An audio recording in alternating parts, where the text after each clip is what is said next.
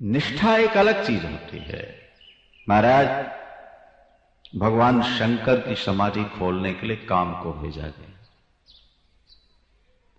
महाराज मन भजन में मन नहीं लगता।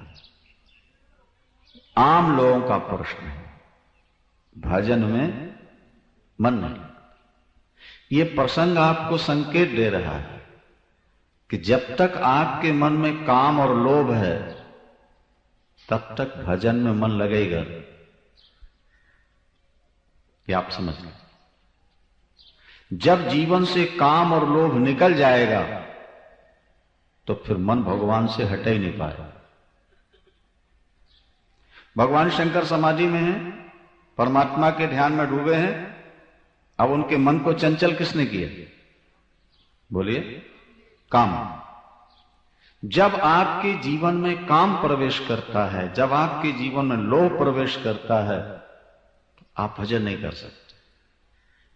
आप कथा में बैठे हैं लेकिन ध्यान काम में लगा हुआ है। कथा समाप्त हो, हम भागे।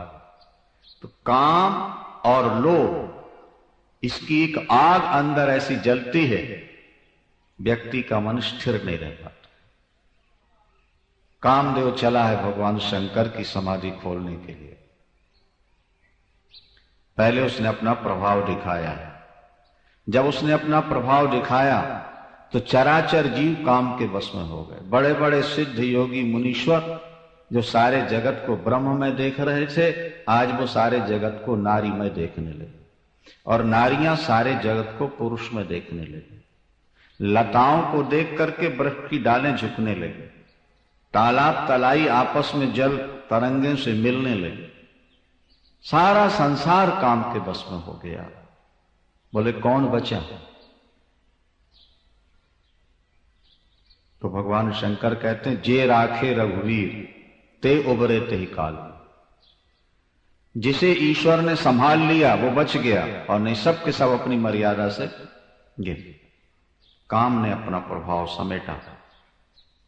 जैसे उबलता हुआ तेल भट्टी पर नीचे उतार के रख दिया जाए शांत, इसी तरह सबका मद उतर गया, शांत हो। काम पहुंचा भगवान शंकर के पास। पहले तो देख के घबराया, फिर सोचता है कि देवताओं का कार्य करना है। परोपकार करते अगर व्यक्ति मर जाए तो सूर्य मंडल का भेदन करके सीधे वैकुंठ जाता है। ईश्वर को दो ही व्यक्ति प्राप्त करते हैं, या तो जो जीवन भर भजन करते करते शरीर छोड़ते हैं वो, अथवा परोपकार करते करते धर्म के लिए लड़ते लड़ते शरीर छोड़ दें, वो वैकुंठ जाते। तीसरा कोई व्यक्ति ईश्वर को नहीं पाता। निरंतर भजन करते शरीर छोड़ा, या धर्म की रक्षा के लिए लड़ते लड़ते शरीर छोड़ा। जटायु ने सीता जी की लाज बचाने के लिए लड़ते लड़ते पंख कटा दिए तो भगवान राम की गोद में समाप्त हो। दशरथ जी को वो सौभाग्य नहीं मिला जो सौभाग्य जटायु को प्राप्त हुआ, क्योंकि परोपकार था। पारहित बस जिनके मन माही, तो तीन कहां जग दुर्लभ कछु नहीं। अंत तो गत्वा कामदेव आम के वृक्ष पर सवार हुआ और उसने खींच कर बाण भगवान शंकर को मारा। भगवान शंकर की आंख खुल गई। मन में चंचलता आई। सोचने लगे, मेरे मन को चंचल किसने किया? हमने आपसे कहा ना कि मन को चंचल ये दो ही बनाते हैं, काम लोभ, और इन दोनों से पैदा होता है क्रोध। काम में बाधा पड़े तो क्रोध आ जाए, और लोभ में कोई बाधक बन जाए तो क्रोध आ जाए। बस भगवान शंकर ने सामने देखा, आम की डाल पर कामदेव बैठा हुआ था। भगवान शंकर का तीसरा नेत्र खुल गया। ताव सेवती सार नयन उघारा, चितवत काम भयो जरि छारा।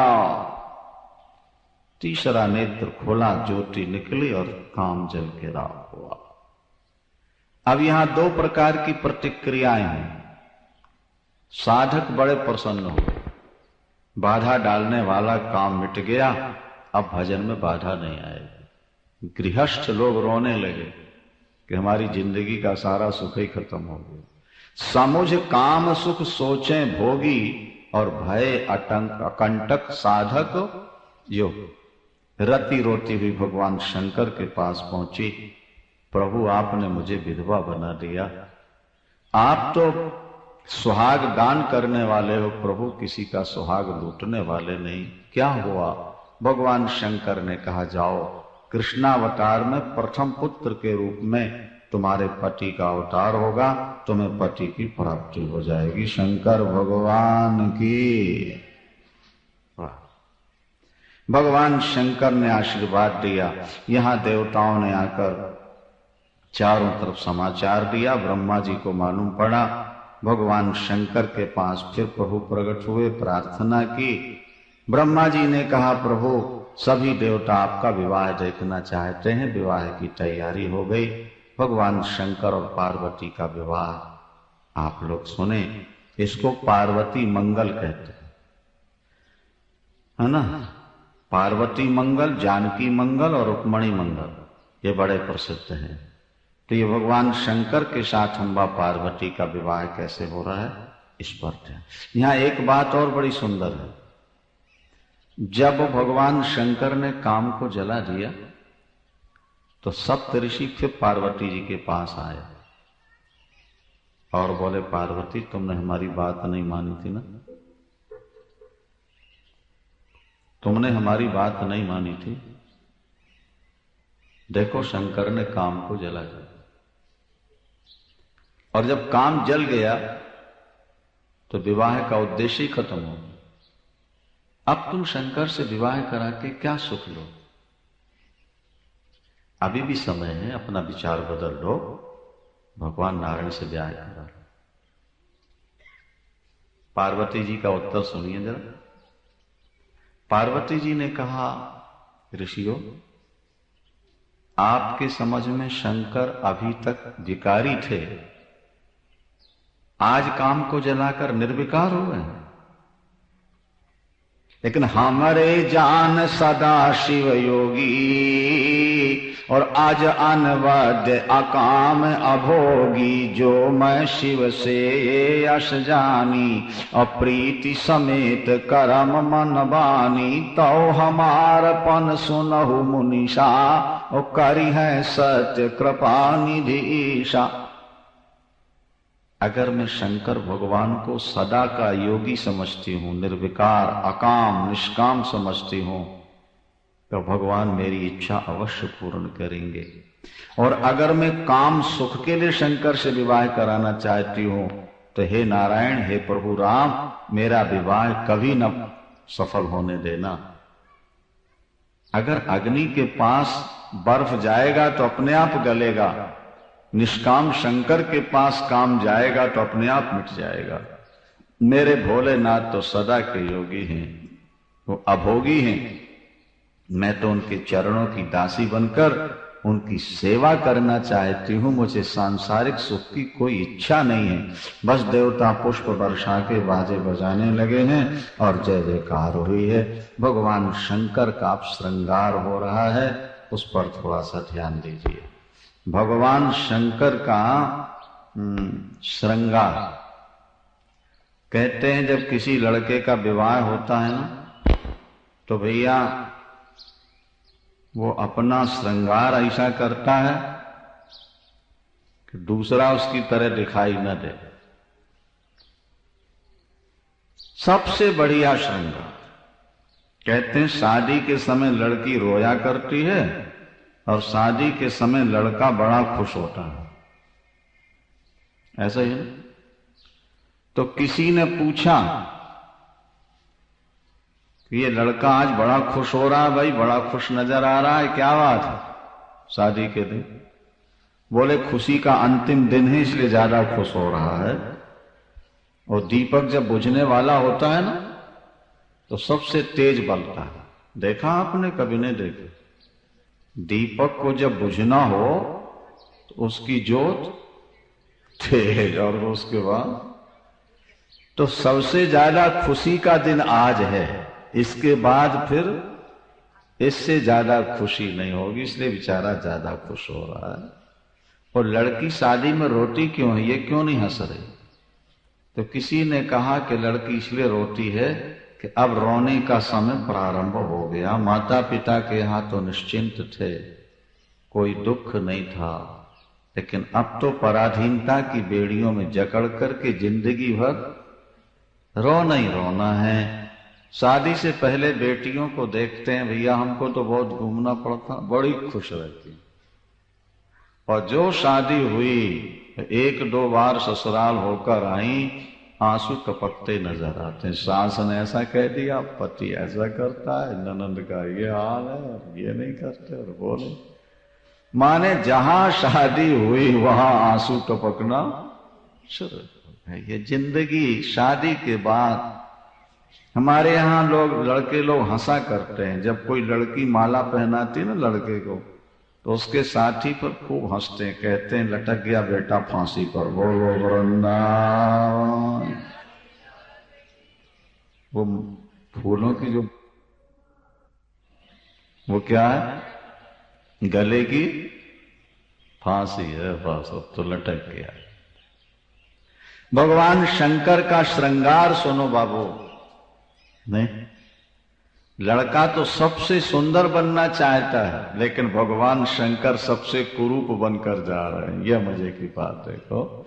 शिवा ही शंभु गण करे श्रृंगारा, अरे शिवा ही शंभु गण करे श्रृंगारा, जटा मुकुट यही मोर समारा, और कुंडल कंकन पहिरे ब्याला, और तन विभूत पट के हरि छाला, शशि ललाट सुंदर सिर गंगा, के नयन तीन उपबीत भुजंगा। गण भगवान शंकर का श्रृंगार करते हैं। दूल्हे राजा का श्रृंगार क्या है, जटाएं हैं ना, उसी को बांध के और एक सर्प लगा दिया तो मुकुट बन गया। भगवान शंकर के मस्तक पर ध्यान दीजिए, ठीक है। जटाओं को बांध करके उस पर कलगी जो लगाते हैं उस सर्प की हो जाती है। कानों में सर्प के कुंडल पहन लिए। छोटे सांप के बच्चे ने कुंडल, और कंगन हाथों में सर्प के ही कंगन।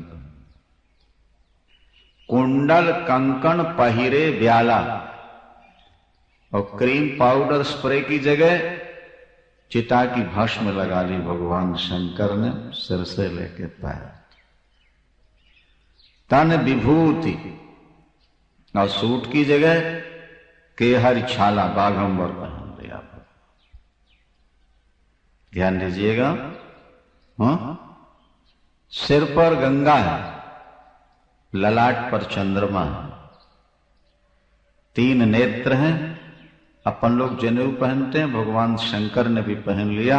एक सर्प को लेकर के गांठ लगा दी, जनेऊ हो गया भगवान शंकर। हाथ में त्रिशूल और डमरू विराजमान है, और बूढ़े बैल पर भगवान शंकर सवार हुए और दूल्हे राजा बनकर हिमांचल की ओर चल पड़े।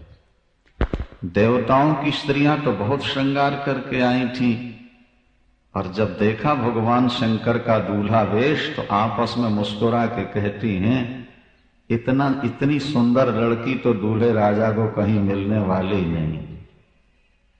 जितने सुंदर दूल्हे राजा हैं, इतनी सुंदर लड़की तो कहीं, व्यंग था ना ये।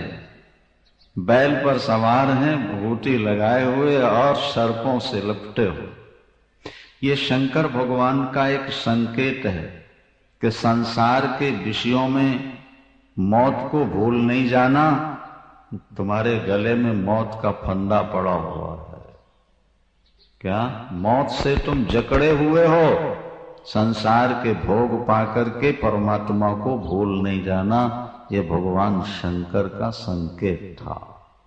और देवताओं ने जब भगवान शंकर को देखा तो भगवान विष्णु ने व्यंग किया, बोले भैया हंसी करई हो परपुर जाई।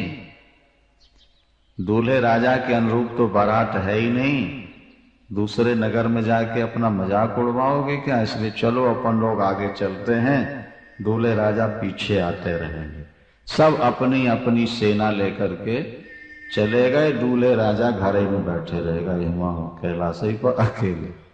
कोई बारात में साथ जाने को तैयार।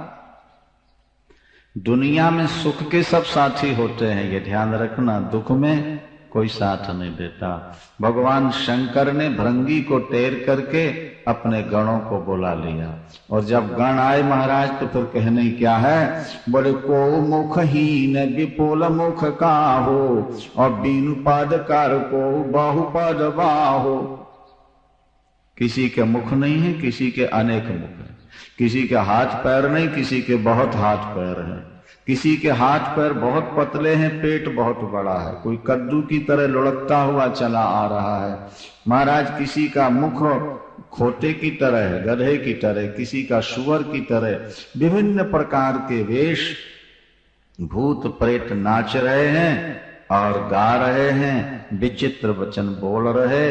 अब जब देवताओं की स्त्रियों ने देखा, बोले हाँ, जैसा दूल्हा वैसी बारात, अब बढ़िया सज गई।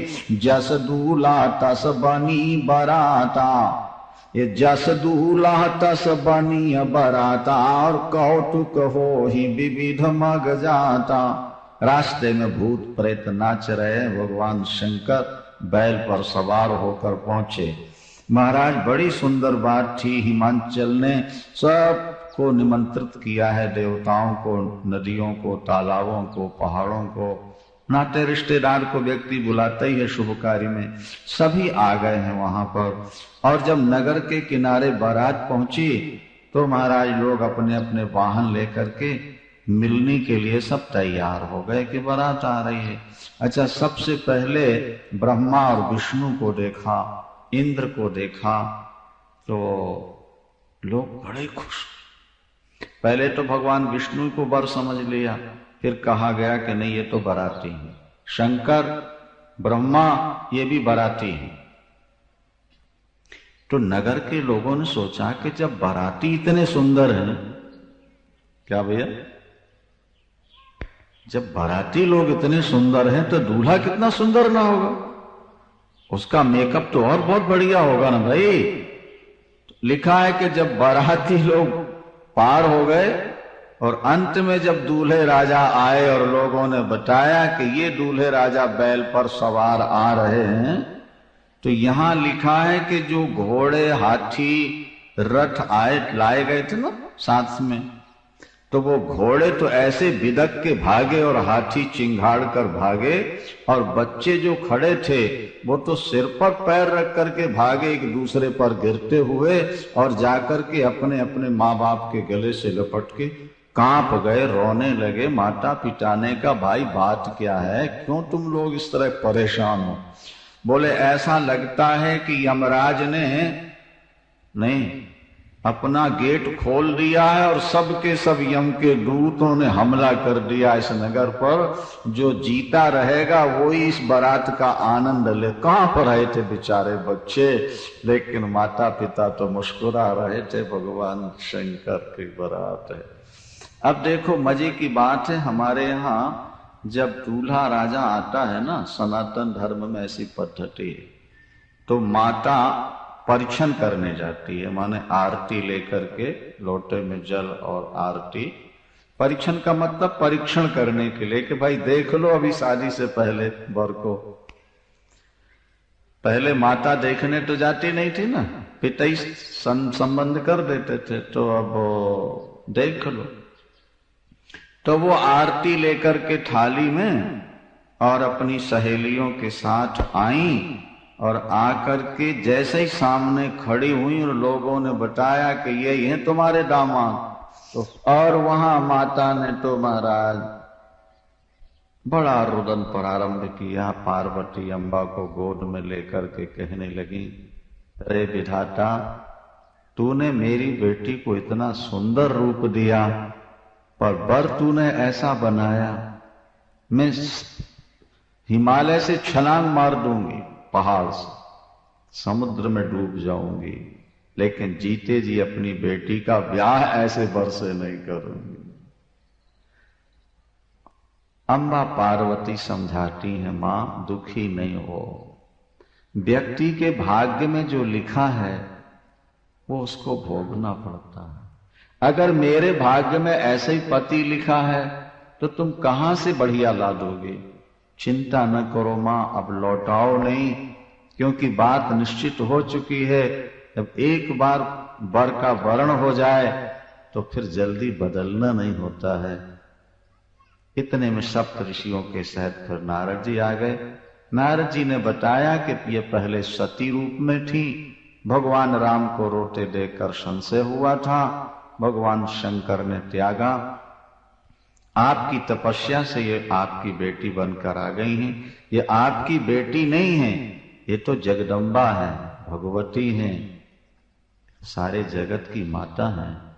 ये तो भगवान शंकर की जन्म जन्मांतर की अर्धांगनी है।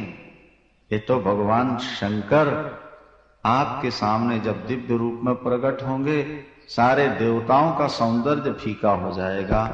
आप कलंक न लीजिए, विवाह की तैयारी। इतना सुनते ही माता मैना का संशय निकल गया। सारे नगर में आनंद छा गया, देवता पुष्प बरसाने लगे, बाजे बजाए और जय जयकार करते हैं। अच्छा, वहां भगवान नारायण ने भगवान शंकर से कहा कि प्रभु, ये रूप तो आपने दिखाई दिया बारात ने अपने ससुराल वालों को, अब प्रार्थना है कि जरा अपना असली रूप भी तो दिखा दीजिए, उस रूप में प्रकट होइए प्रभु, नहीं तो हमारे बारातियों को तो भोजन भी नहीं मिलेगा। बोलो शंकर भगवान की। तब भगवान शंकर ने कहा, अच्छा नारायण, जो आपकी इच्छा। प्रभु ने फिर अपना दिव्य रूप धारण किया है। भगवान शंकर कर्पूर गौरम करुणावतारम संसार सारम भुजगेंद्रहारम।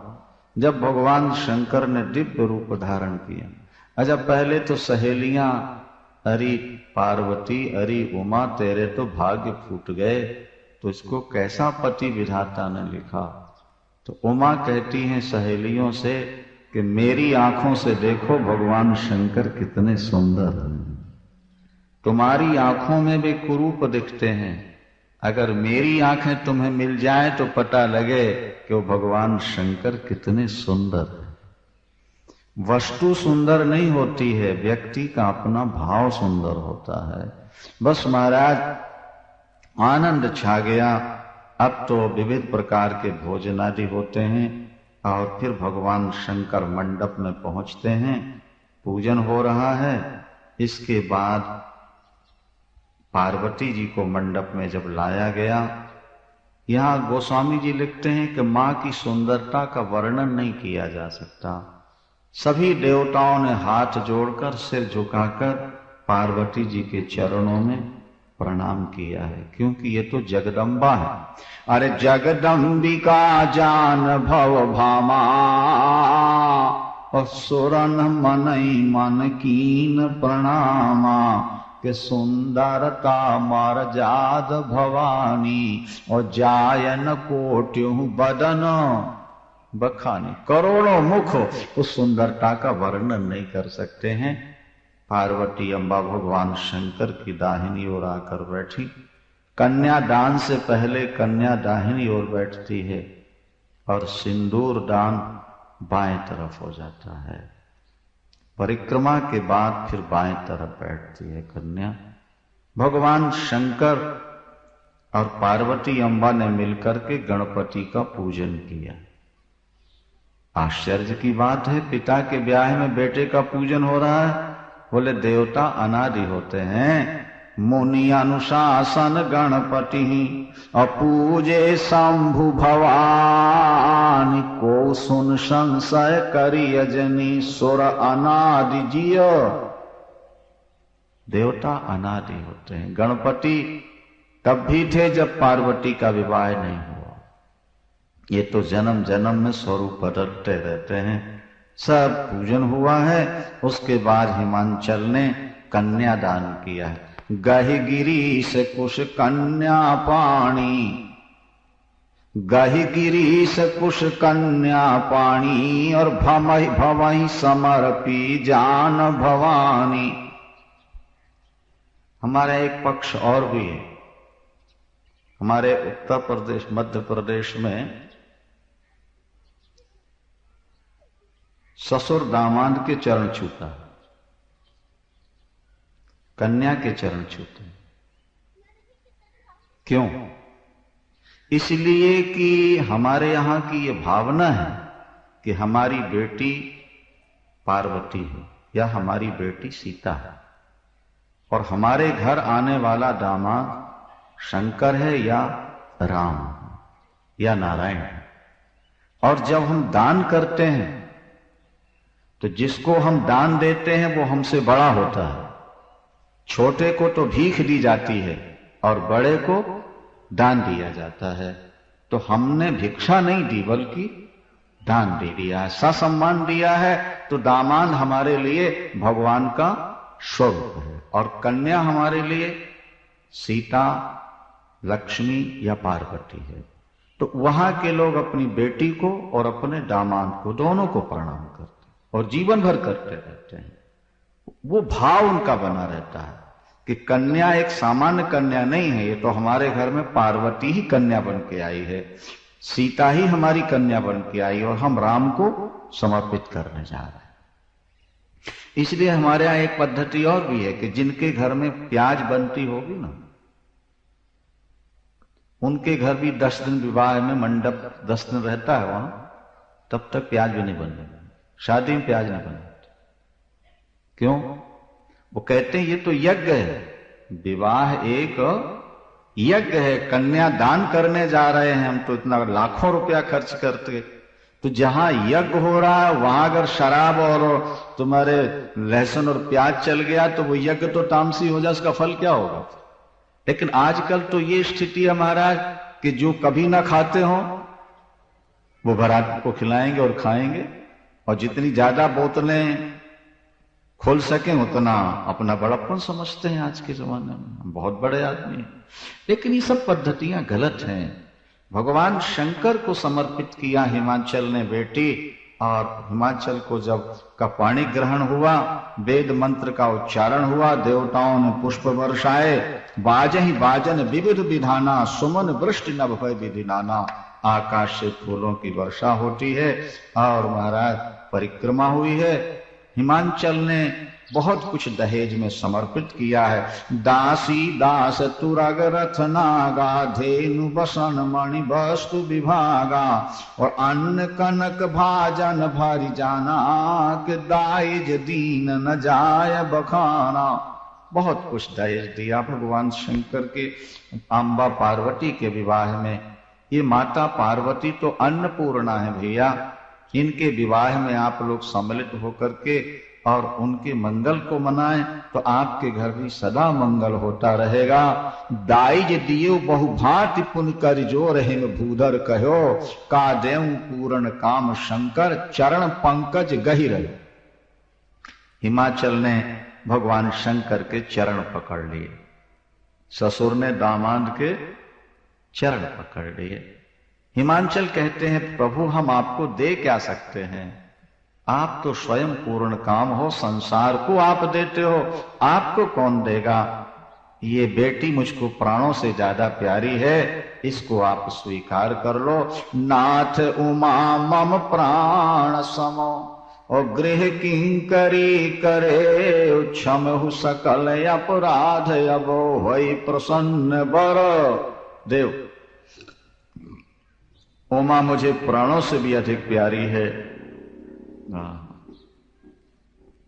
हर पिता कन्यादान करते समय भाव विह्वल हो जाता है। कठोर से कठोर पिता के भी आंखों से आंसू निकल पड़ते हैं। हिमाचल सजल नेत्र भगवान शंकर से कहती हैं मेरी बेटी मुझे प्राणों से ज्यादा प्यारी है, मेरी बेटी से कोई अपराध हो जाए भगवान मुझे दंड दे लेना, बेटी को क्षमा कर। ये बहुत भोली भाली है, कुछ समझती नहीं है, बड़े लाड़ प्यार में पली है। ये तो आज आपको समर्पित किया जा रहा है। भगवान शंकर ने कहा आप चिंता न करें, आपको कभी कोई शिकायत नहीं मिलेगी, यहां किसी प्रकार का कष्ट नहीं दिया। भाव में सब डूब गए, प्यार में। बेटी को विदा करते समय माता सुनैना बहुत रोई, ये कहते हुए कि बेटी करेहु सदा शंकर पद पूजा। ये सबसे बड़ा उपदेश है, करेहु सदा शंकर पद पूजा और नारी धर्म पति देव न दूजा। समझदार बेटी वही है जो ससुराल में जाकर के दूध में चीनी की तरह घुल मिल करके मिठास पैदा कर दे, वो दोनों कुलों को पवित्र करती है। आगे चर्चा करेंगे इस विषय में, जानकी मंगल जब आप सुनेंगे विस्तार से। यहीं विराम लेते हैं। पार्वती मंगल की सभी श्रोताओं को बहुत बहुत बधाई है। भगवान कृपा करें सबके घर इसी प्रकार सदा मंगल होता रहे। हर हर महादेव शंभो काशी विश्वनाथ गंगे। हर हर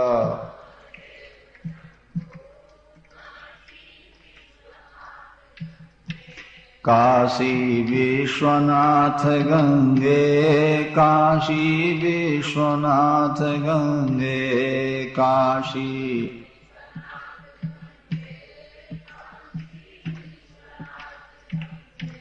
हर हर महादेव शंभो काशी विश्वनाथ गंगे। हर हर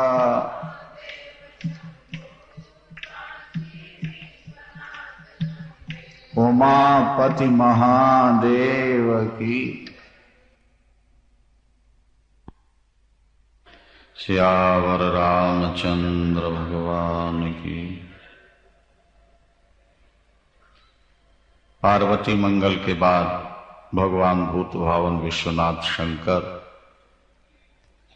पार्वती जी के साथ कैलाश पहुंचते हैं। बाराती विदा हुए हैं। भगवान शंकर कैलाश में निवास कर रहे हैं। कुछ समय के बाद प्रथम पुत्र के रूप में कार्तिकेय का प्राकट्य हुआ है।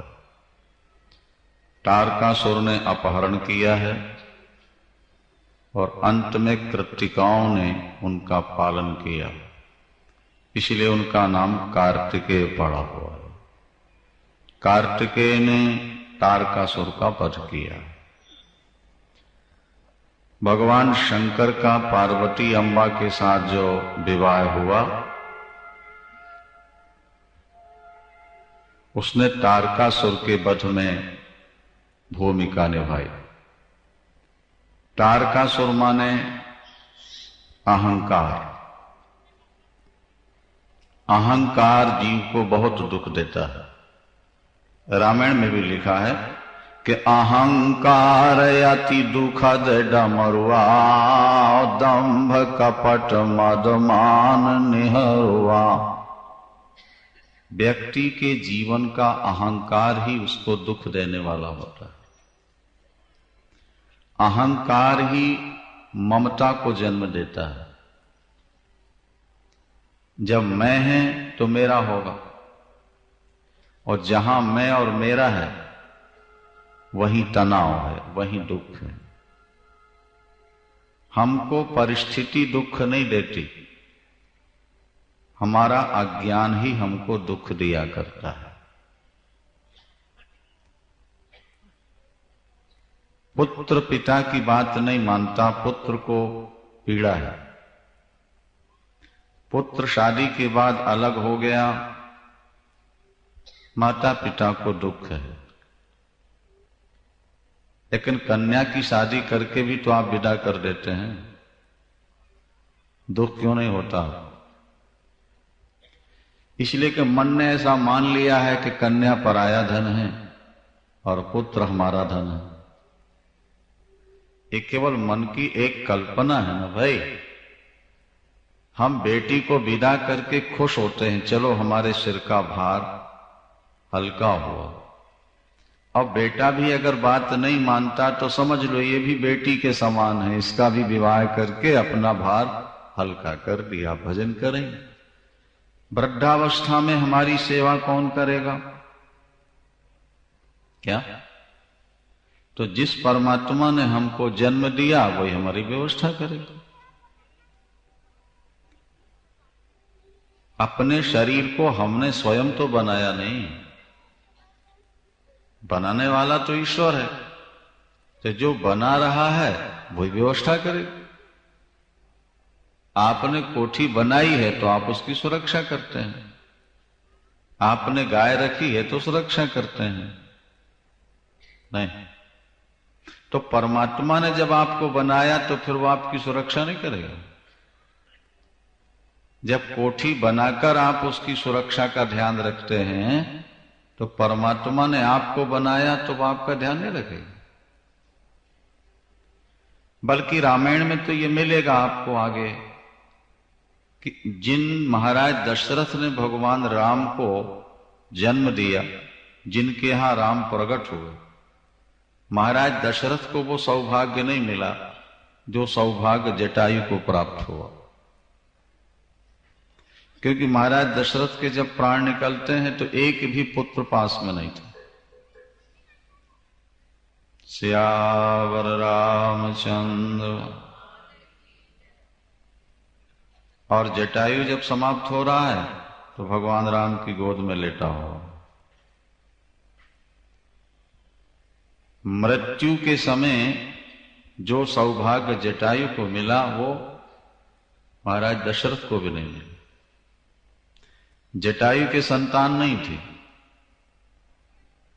पर परोपकार में शरीर दे रहे थे, भगवान ने गोद में ले लिए।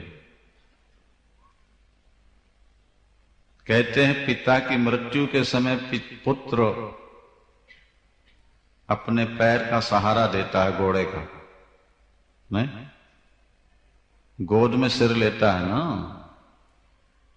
तो जटायु जब समाप्त हो रहे हैं तो सिर किसने दिए? पैर किसने? सहारा आपने चौकड़ी का किसने दिया? भगवान राम ने दिया। अपनी गोद का सहारा दिया, माने राम पुत्र बन गए जटायु के, जो जटायु को पिता बना लिया। शास्त्र हमको सहारा देते हैं, हमें सावधान करते हैं। भगवान की लीलाएं हमें ये संकेत देती हैं कि तुम्हारे पास लौकिक पुत्र नहीं है और तुम सही अर्थों में परमात्मा के बन गए हो तो परमात्मा तुम्हारा पुत्र बन जाएगा। अगर तुमने भगवती पराम्बा दुर्गा को, सीता को, राधा को अपनी मां मान लिया है तो वो तुम्हें पुत्री मानकर के, पुत्र मानकर तुम्हारी सेवा जरूर करे। नाता तुम्हारा जोड़ना चाहिए ईश्वर से। ईश्वर ने तो तुमसे नाता जोड़े रखा है।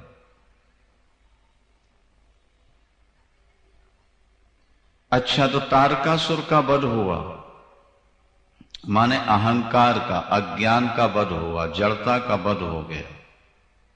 एक दिन पार्वती अम्बा ने देखा कि भगवान शंकर वट वृक्ष के नीचे शांत भाव से बैठे हैं। पार्वती जी को लगा समय बहुत अच्छा है, एकांत शांत स्थान है। उन्होंने जाकर भगवान शंकर को प्रणाम किया। इससे पहले जब त्याग दिया था और वंदन किया तो सामने आसन दी थी, आज बाएं तरफ आसन दी थी, क्योंकि अब तो पत्नी का रूप है ना। पति पत्नी का जीवन कैसा होना चाहिए, ये भगवान शंकर अम्बा पार्वती से हमें आपको शिक्षा लेनी। ये जितने भी शास्त्र हैं ये पार्वती जी का के प्रश्न है और भगवान शंकर का उत्तर।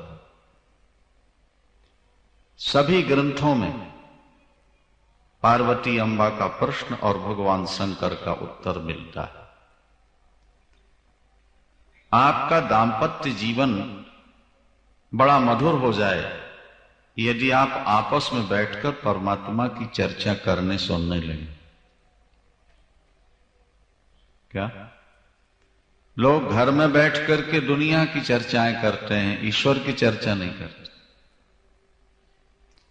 ये बड़ी समस्या है। यदि आप अपने जीवन को मधुर बनाना चाहते हैं तो आपका पारिवारिक जीवन कैसा होना चाहिए, ये पार्वती और भगवान शंकर से समझो। और एक बार और लगे हाथ ये समझ लेना कि भगवान राम और कृष्ण के पुत्रों की पूजा नहीं हुई क्या, लेकिन भगवान शंकर ही एक ऐसे हैं कि जहां भगवान की ये पूजा अलग, पार्वती जी की दुर्गा के रूप में अलग और गणपति की अलग, कार्तिकेय की, सभी की पूजा होती। अच्छा, परिवार में सामंजस्य कैसे स्थापित हुआ ये भी समझ लो जरा। वैसे भगवान शंकर के परिवार में जितने हैं सब एक दूसरे के विरुद्ध ही हैं स्वभाव वाले, लेकिन उसके बाद भी झगड़ा कभी नहीं होता। देखिए ना आप, भगवती का वाहन क्या है, बोलो, शेर, और शंकर का वाहन, दोनों में प्यार है कि बैर है? हाँ, अच्छा जी। गणपति का वाहन क्या है, चूहा, और शंकर के गले में क्या है, हाँ, सर्प। तो सर्प और चूहे में बैर है कि प्यार है, बताओ। अच्छा, बड़े बेटे का वाहन है मोर, वो सांप को खाता है, नहीं? तो सभी के वाहन एक दूसरे के भक्षक है ना। अच्छा, भगवान शंकर की अपनी स्थिति देख लो आप कि गोद में तो पार्वती है और सिर पर गंगा है। दो देवियां एक साथ हैं कि नहीं? एक गोद में बैठी है और दूसरे सिर पर बैठी हुई है। गले में जहर है और मस्तक पर चंद्रमा अमृत है। तो विरुद्ध विरुद्ध चीजें भगवान शंकर के परिवार में, लेकिन भगवान शंकर के यहां कभी आपस में कलह नहीं होती, लड़ाई और झगड़ा नहीं। क्यों? इसलिए कि जहां ज्ञान विशेष होता है वहां विषमता में भी गुजारा हो जाता है। अगर आप भजन पूजन में लगे रहें तो परिवार में विषमता कभी नहीं होगी, विषमता होते हुए भी समता बनी रहेगी। जहां सुमति तहां संपत्ति नाना और जहां कुमति तहां विपत्ति निदाना। सुमति से संपत्ति आती है, सुमति से सामंजस्य होता है, और जहां कुमति आ जाती है वहां विपत्ति पहुंच जाती है। भगवान शंकर विराजमान हैं, अम्बा पार्वती पहुंची हैं, उन्होंने भगवान शंकर को प्रणाम किया है। बाएं तरफ आसन मिल गया, हाथ जोड़ के पार्वती अम्बा प्रश्न करती हैं कि जो मो पर प्रसन्न सुख राशि और जानियम सत्य मोहि निज दासी, तो प्रभु हरहु मोर अज्ञाना और कही रघुनाथ कथा विधि नाना। प्रभु, यदि आप मुझे अपनी दासी समझते हैं, मेरे ऊपर प्रसन्न हैं, तो भगवान राम की कथा सुनाकर मेरा अज्ञान दूर करें। जिसके घर में कल्प वृक्ष लगा हो और वो गरीबी का सामना कर रहा हो, ये कल्प वृक्ष के लिए लज्जा की बात है। आप जैसे ज्ञानी पति प्राप्त हुए और आपके होते हुए आपके समक्ष मेरा अज्ञान दूर ना हो पाए, ये मेरे लिए दुख की बात है। प्रभु, मेरा अज्ञान हर लीजिए। भगवान शंकर ने कहा, प्रश्न तो करो। प्रश्न क्या है? बोले, प्रभु प्रश्न बस यही है कि सभी वेद शास्त्र पुराण ऋषि महर्षि राम को अनादि ब्रह्म कहते हैं, और आप भी रात दिन राम राम जपते हैं। तुम पुनि राम राम दिन राती, सादर जपहु अनंग आराती। तो राम सो अवध नृपति सुत सोई, की आज अगुण अलख इंद्र सोई। आप रात दिन राम राम राम राम जपा करते हैं। प्रभु, हमें ये तो बताइए कि दशरथ नंदन राम ही ब्रह्म है या कोई दूसरा ईश्वर है? वो भरद्वाज ने जो याज्ञवल्क्य से प्रश्न किया था ना, ठीक वही प्रश्न यहाँ पार्वती अम्बा के माध्यम से प्रकट हो रहा है। जब भगवान शंकर के सामने पार्वती जी ने प्रश्न किया कि राम कौन है, अगर दशरथ नंदन राम ही ईश्वर हैं तो फिर वो पत्नी के वियोग में रो क्यों रहे थे? उनका चरित्र देख करके बुद्धि में हमारे भ्रम हो गया था।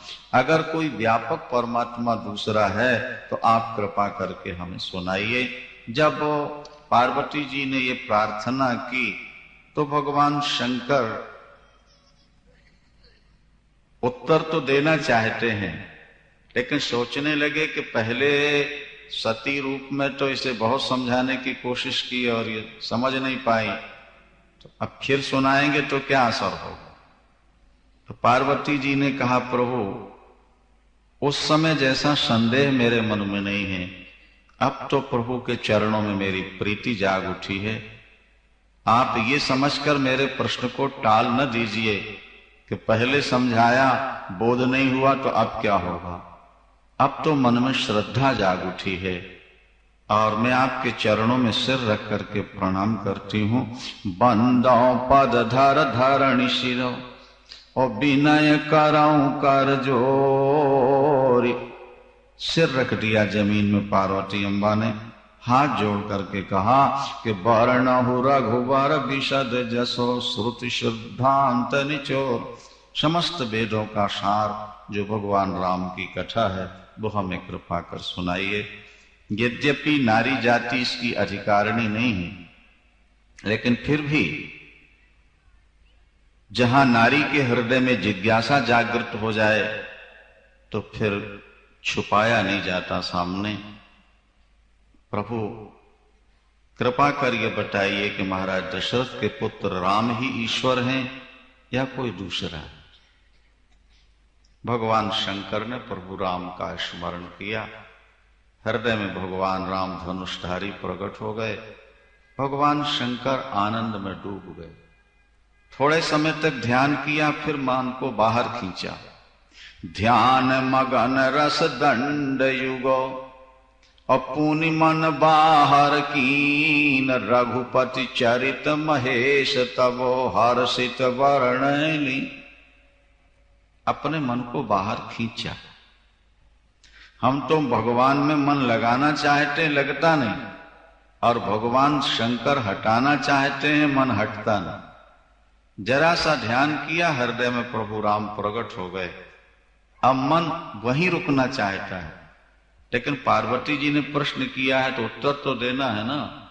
इसलिए मन को भगवान ने बाहर खींचा और बाहर खींच करके फिर उत्तर देते हैं। बड़ा सुंदर उत्तर है, आप लोग ध्यान से श्रवण करेंगे।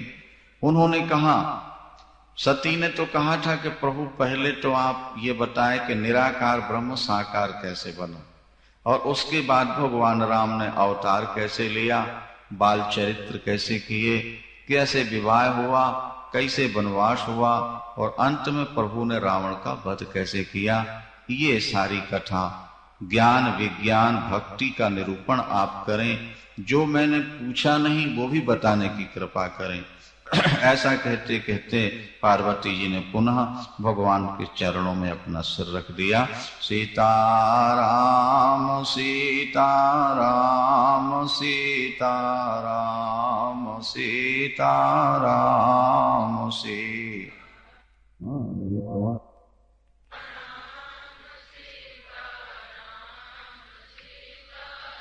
हम राधे श्याम राधे श्याम राधे श्याम राधे श्याम राधे।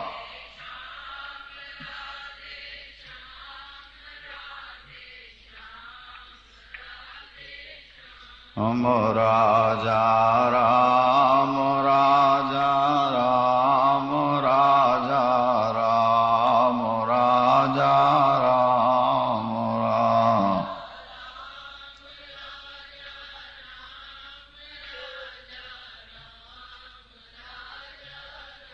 हम आ जाओ राम आ जाओ राम आ जाओ राम आ जाओ राम आ।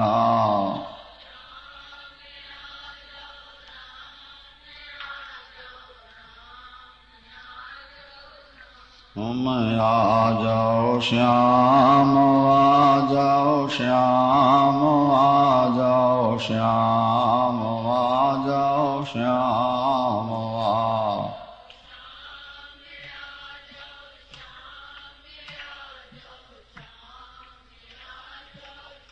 हम सीता राम, सीता राम, सीता राम, सीता राम, सीता।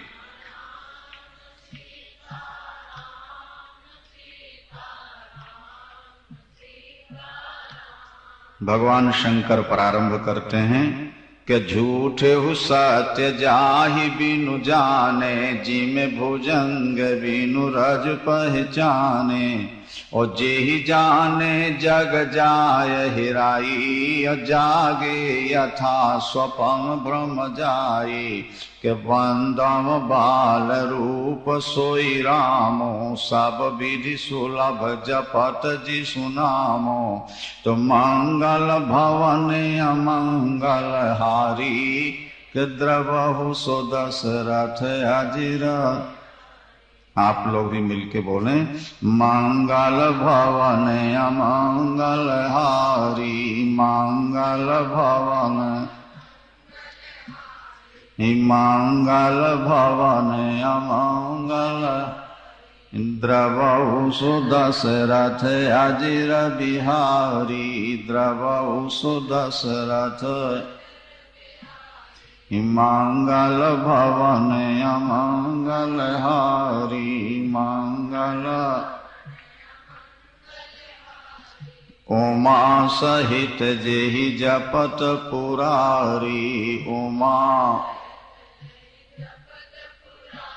मंगल भवन अमंगल हारी।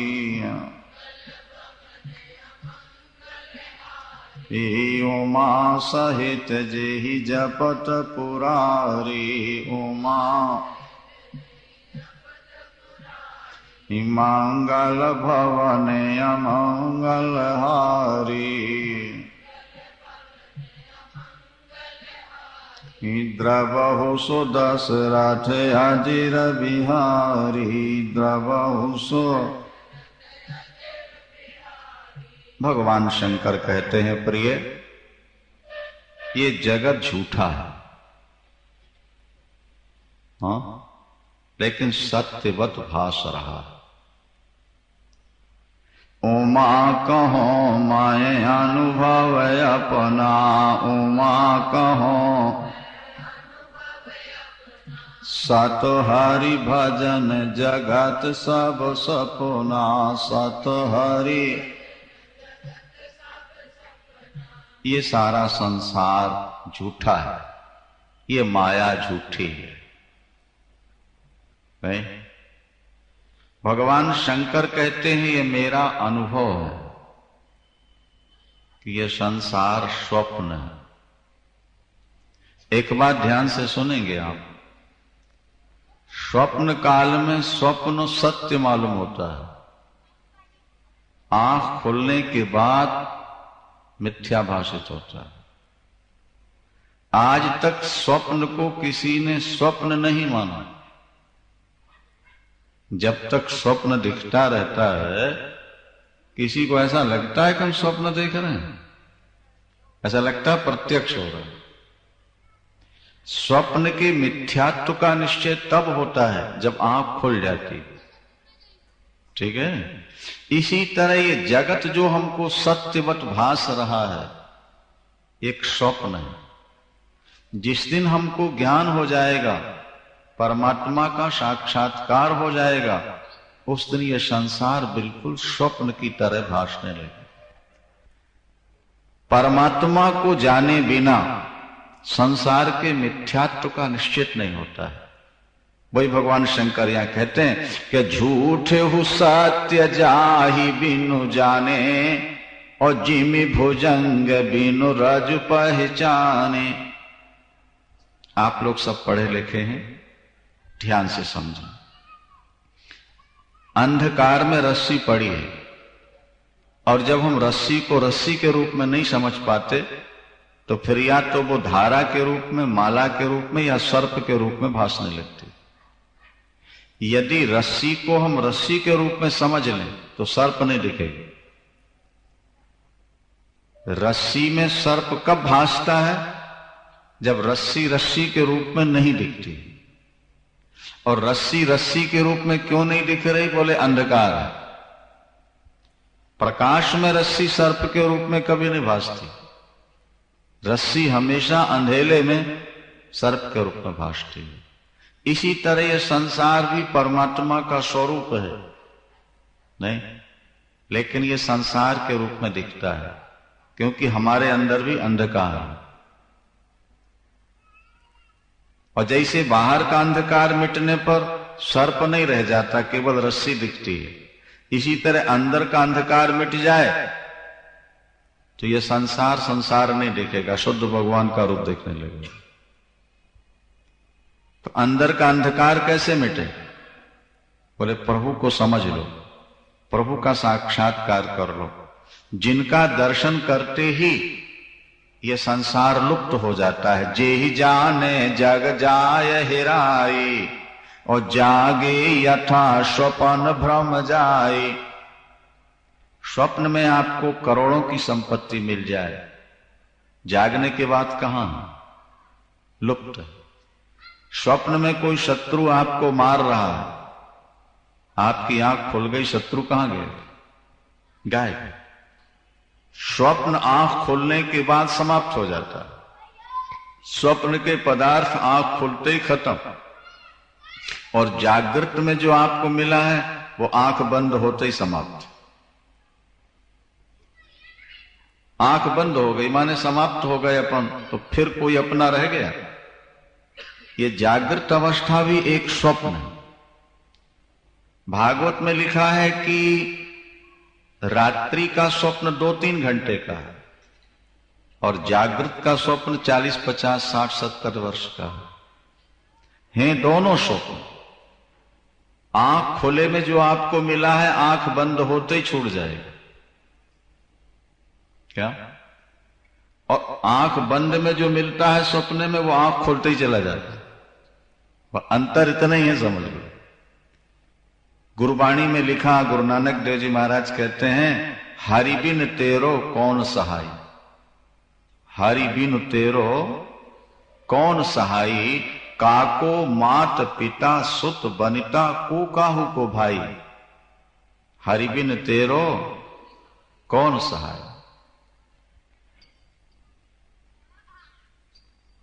सुत दारा धरणी सुख संपत्ति, जेहि मान्यो अपनाई। प्राण तजे को संग न चाले, कहा ताहि लपटाई। हरि बिन तेरो कौन सहाय, दीन दयाल सदा दुख भंजनो। तासों रुचि न बढ़ाई, नानक कहा तो ये सब जग मिथ्या, ज्यों सपना रहनाई। हरि बिन तेरो कौन सहाय। अंत में ईश्वर ही तेरा अपना बने। जिनको तूने अपना मान रखा है ये ज्यादा से ज्यादा श्मशान तक तेरे साथ जाएंगे।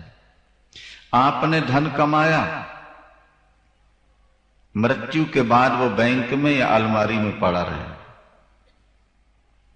पत्नी और परिवार के लोग ज्यादा से ज्यादा श्मशान तक जाएंगे। शरीर आपका चिता तक जाएगा, पर चिता में जल जाने के बाद आगे आपका साथ कौन देगा? आपने जो भजन किया है, नाम की कमाई की है, वो आगे आपका साथी बनेगा। तो परलोक में जो आपका साथी बनता है वो परमात्मा है। उस परमात्मा का आप चिंतन कर लें और इसी जन्म में अगर परमात्मा का दर्शन हो जाए तो ये सारा जगत स्वप्न की तरह भासेगा। उन राम के चरणों में हम बार बार प्रणाम करते हैं जो मंगल रूप है, जो अमंगल का नाश करते हैं। मंगल भवन अमंगल हारी, मंगल भवन अमंगल हारी। मंगल भवन जो सुख के, मंगल के, आनंद के केंद्र हैं, और अमंगल हारी। जीवन में दुख जो आते हैं प्रभु राम उनको मिटा देते हैं। मंगल भवन अमंगल हारी। वे कौन हैं? बोले दशरथ के आंगन में खेलने वाले वे प्रभु राम हैं। द्रवहु सो दशरथ, अजिर कहते हैं आंगन को। महाराज दशरथ के आंगन में खेलने वाले भगवान राम हम पर प्रसन्न हो जाएं, ऐसा कहकर के भगवान शंकर ने प्रणाम किया है भगवान राम को। गिरिराज कुमारी पार्वती, तुम धन्य हो, धन्य हो। तुमने ऐसा प्रश्न किया है कि जिसके उत्तर से सारा संसार पवित्र हो जाएगा। मनुष्य वही भाग्यवान है जो भगवान के चरणों से नाता जोड़ चुका है। पार्वती, तुम्हारे मन में कोई संशय नहीं है, तुम्हारे मन में कोई संदेह नहीं है। तुमने तो जगत कल्याण के लिए प्रश्न किया है।